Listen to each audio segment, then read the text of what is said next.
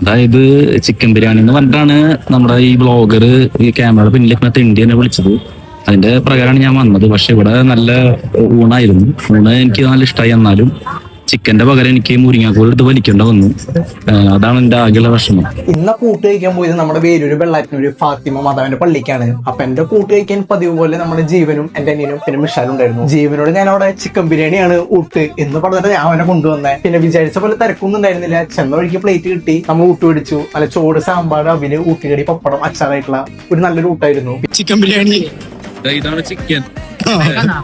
ചിക്കന്റെ കാലം വലിച്ചിട്ട് പിന്നെ ഒന്നും നോക്കിയില്ല, നല്ല ഉഷാറായിട്ട് അതങ്ങോട്ട് കഴിച്ചു. പിന്നെ അവസാനമായിട്ട് പായസം ഉണ്ടായിരുന്നു. എനിക്ക് ചോറും കറിയാക്കാനും കൂടുതൽ ഇഷ്ടം പായസം ആയതുകൊണ്ട് പായസം എനിക്ക് നന്നായിട്ട് ഇഷ്ടപ്പെട്ടു. നല്ല മധുരം ഉണ്ടായിരുന്നു. പിന്നെ അത് കഴിഞ്ഞ് ഞാനും 2 പാഴ്സലും മേടിച്ചു. പിന്നെ എന്റെ അനിയൻ ഇടയ്ക്കിടയ്ക്ക് ഈ തല മാറ്റുന്നത് അവന് ക്യാമറ ഫിയർ ഇത്തിരി ഉണ്ട്. അതുകൊണ്ടാണ്, ഒന്നും വിചാരിക്കല്ലേ, ക്യാമറ കണ്ട എവിടെയും എസ്കേപ്പ് പോകും. അതുകൊണ്ടാണ് അവൻ ഇടയ്ക്കിടയ്ക്ക് ഇങ്ങനെ തല വെട്ടുന്നത്. പിന്നെ ഇവിടുത്തെ ഈ കലാപരിപാടികളൊക്കെ കഴിഞ്ഞ് നമ്മൾ നേരം വിശുദ്ധരുടെ അടുത്തേക്ക് പോയിട്ട് കുറച്ച് നേരം പ്രാർത്ഥിച്ചു, നേർച്ചിട്ടു. അങ്ങനത്തെ പരിപാടികൾ കഴിഞ്ഞ് വരുമ്പോഴാണ് നമ്മളവിടുത്തെ അച്ഛനെ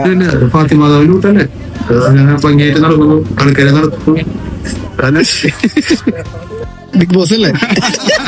അച്ഛനെ കാണും.